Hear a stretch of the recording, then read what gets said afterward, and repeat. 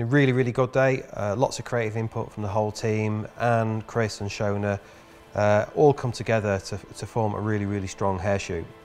The idea really was to try and take the concepts that Anne brought in with the hair, which were a lot of strong colours, a lot of shape and structure, and perhaps trying to bring the best of that out with the lighting. This is one reason really that we sort of thought about, okay, what colour background should we use, and we kind of settled on the grey, mainly because we could try and key the background with the hair by adding different colour gels for each different change. Throughout the day we tweaked the lighting, changing it in between each different hairstyle to try and bring out the best attributes of that particular cut, or that shape, or the finish, or the colour. It's become really, really important to basically continue to change the lighting and to move the lights and to change the modifiers for every different hairstyle.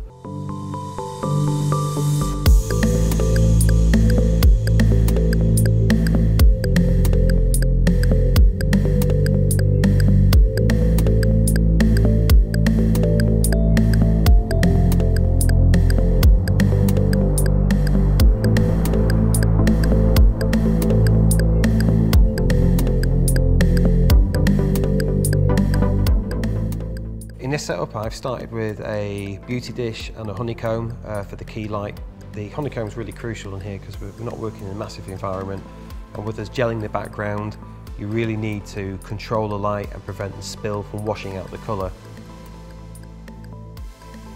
For the key light I've used a beauty dish with a white finish to create an even and flattering output, and then controlled the spread of the light with a honeycomb grid. I then positioned it approximately 45 degrees off the camera axis and high enough so that it throws the shadows downwards. To make fine adjustments, move the light up and down and then from left to right to control the shadows and shape the face.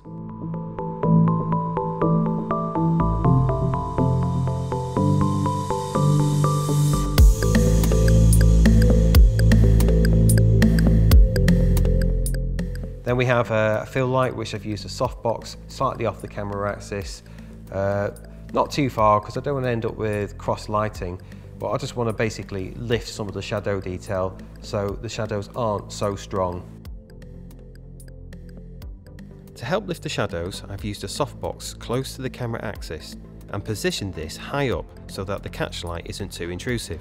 Position your softbox close to the camera axis, raising it up at least as high as the key light. Meet at approximately 2 stops lower than the key light, making small adjustments to the power to suit your own subject.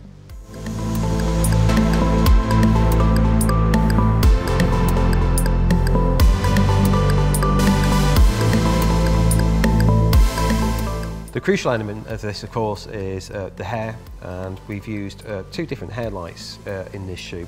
Started with a Maxilite reflector and a honeycomb grid on the boom.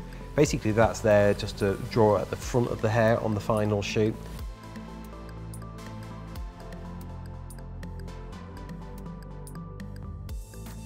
Using a boom, place a Maxilite reflector and honeycomb grid approximately 1 metre above the model. The Maxilite creates strong shadows and specular highlights, so it's great for bringing out the detail of the hair. The honeycomb grid enabled me to control and direct the light towards the top of the hairpiece. With the model in place, you can then begin to adjust the position of the light and adjust the power to suit the colour, finish and texture of the hair of your model.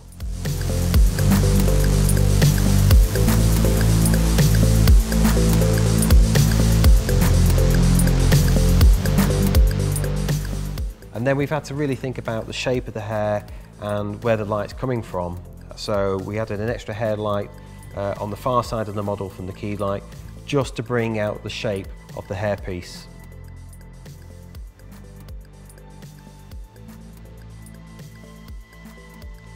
Due to the size and shape of the hairpiece, I used a second Maxilite reflector and honeycomb grid to draw out more detail. It is crucial to use a honeycomb grid to concentrate the light only in the areas that you need it. I positioned the Maxilite and honeycomb towards the side of the model, and once in position made fine adjustments to power and positioning. You'll find that small movements make a big difference. Aim for the same power output as the hair light.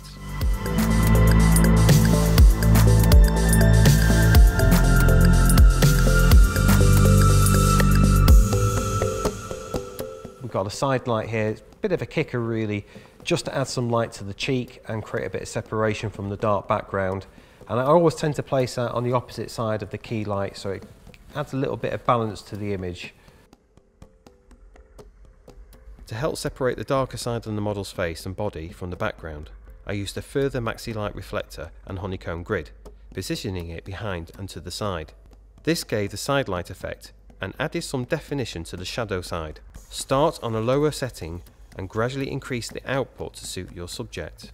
To draw out the most shape, adjust the position of the light so that it faces the back or the side of the model. For the background light, we're using a floor stand and a set of barn doors with coloured gels. And as the day progresses and the shoots change, we're changing the colours of the background just to tie in nicely with the different colours of the hair. Floor stands are a great way of lighting backgrounds evenly with a single light. I positioned a floor stand behind the model's feet and used a set of barn doors and a coloured gel to create a subtle colour on the background.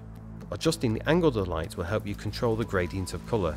You may find that you have to adjust the power of the light dependent on the colour of the gel and the background used.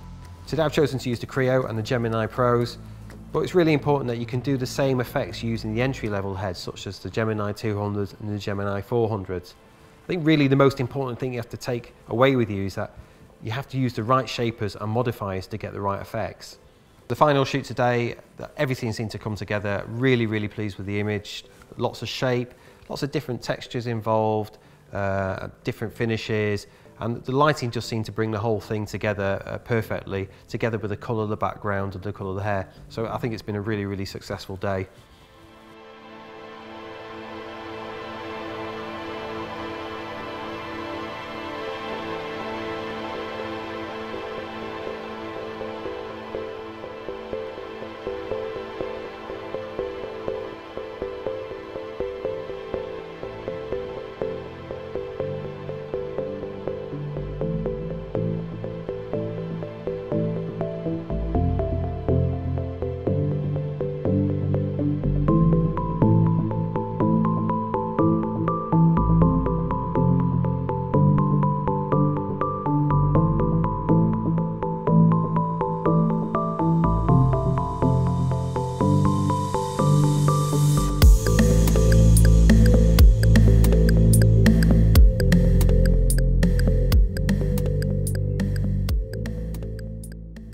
Thanks for watching this hair shoot lighting tutorial.